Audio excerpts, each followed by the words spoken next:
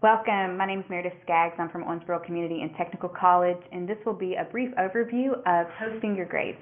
This was originally developed for our high school instructors who post grades to PeopleSoft for our concurrent enrollment classes, but the process works the same for all of us.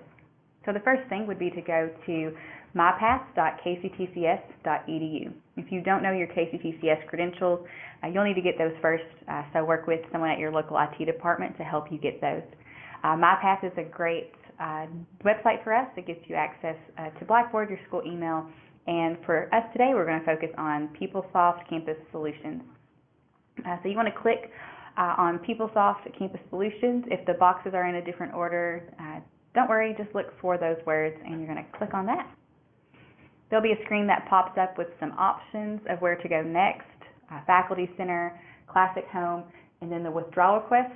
For the purposes of posting grades, we want to click on where it says Faculty Center.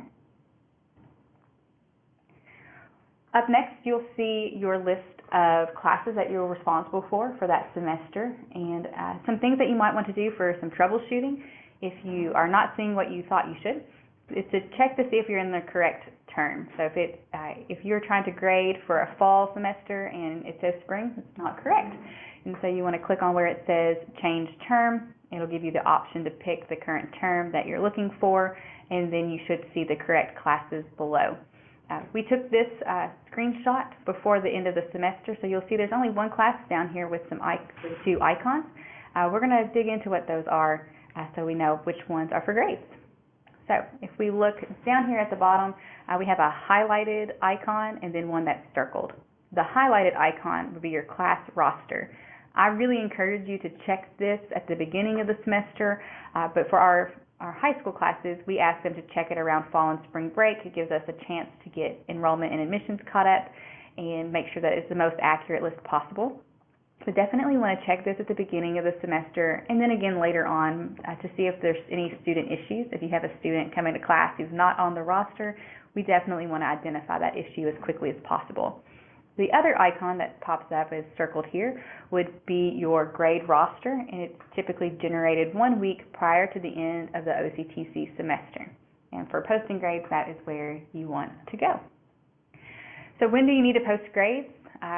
We have a 48-hour time window to post grades after the final class period. If you have classes out in your high schools, you might give them an extended date because the high schools have a longer end date than our normal semester, and that is possible to set up in PeopleSoft when you set the class up initially. And often I'll get the question if a high school needs to post their grades on the same schedule as KCTCS, and the answer to that is no. We definitely want the classes to go their full length and the students to have the opportunity to demonstrate their quality of work. So no, don't post your grades until your class is over. Just do so in a timely fashion once that class ends. So we clicked on the grade roster icon and your grade roster will populate. Things to make sure that you can have put in PeopleSoft to make it an easier process for everyone. Have the dates and times accurate for the classes. Sometimes that can be not a detail we pay attention to for our high school campus classes, but equally as important information to help communication flow for everyone on campus. Make sure that the dates are correct, especially the end dates. This is an important thing to check early on in the semester. So if you know that you have a high school class that has a longer end date, you would want to make sure that was reflected accurately to help the grading process. Then you have your student names. Make sure that they're all there and accounted for, and you can start to see how the grade roster or the class roster looks. Now we are into the grade roster. This is where we will select our grades and go through the process of assigning them. So this was the class roster. It gives us an idea of some general information for our class, and now we've moved to the grade roster. For the grade roster, this has a lot of steps, and you have to follow all of them in order for grades to officially be posted. We get grades sort of lost in transition if you don't follow each of the steps. So the first step is to select the grade. You can click here and assign grades individually, or you can use these check boxes next to student names and then bulk assign a grade. So if you wanted to click on every student who received an A, you could click here and then assign an A, B, and so on. to the appropriate student. The next thing would be approval status.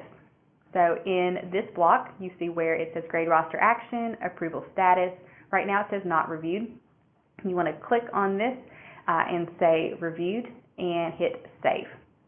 After you hit save, you want to scroll down, and after you have done this correctly, an icon will pop up to where it says post, and you have to click post in order for the grades to be officially seen. Grades aren't posted until you hit post. So wait on that screen. You will see an icon in the top right corner with the circle that lets you know it's thinking. Wait until that circle goes away so you know that it has in fact been posted. If not, if you get too quick and exit out of that, the grades might be saved and they'll still be there when you go back, but they haven't officially been posted, and that causes a communication flow in the process.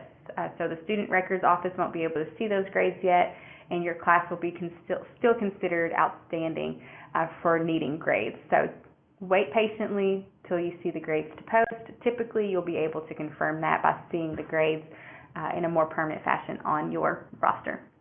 So until you hit post and wait and see confirmation, grades aren't posted, be patient in that process. If you're an adjunct instructor, 2 weeks after the last day of class, your credentials will no longer get you access to your student self-service, and so that's why the timely turning in of grades is so critical. If you have issues with that, you can contact the IT help desk. You can also contact your registrar's office for solutions to getting grades posted that don't require credentials. The best solution, though, is just to post your grades within a 48-hour time frame of your final class, and then you don't have to worry about it in the first place. Some of your local campuses may have some different policies and procedures when it comes to changing a grade or giving students an incomplete. For OCTC, here are some sample forms of how our registrar and student records office manages those changes. She can email you the forms, and their office then processes and manages the information. Contact your local registrar or student records office for those forms or policies for your local campus. So for us at OCTC, and what I would assume for the rest of us as well, is if you have incompletes or grade changes, contact your student records or the registrar. If you are missing students or have too many students on your roster, you can contact your admissions office. And if you have technical issues, you can contact the IT help desk. It's definitely a lot of puzzle pieces that are going to play with posting grades and having all of our partners work together to be successful. Posting grades is part of that, and we thank you so much for all that you do to help our campus work and to have our students be successful. Again, if you have questions, please reach out to your registrar's office or anyone on campus in your IT department. They'll be glad to get you connected with the people who can help you. Thank you so much.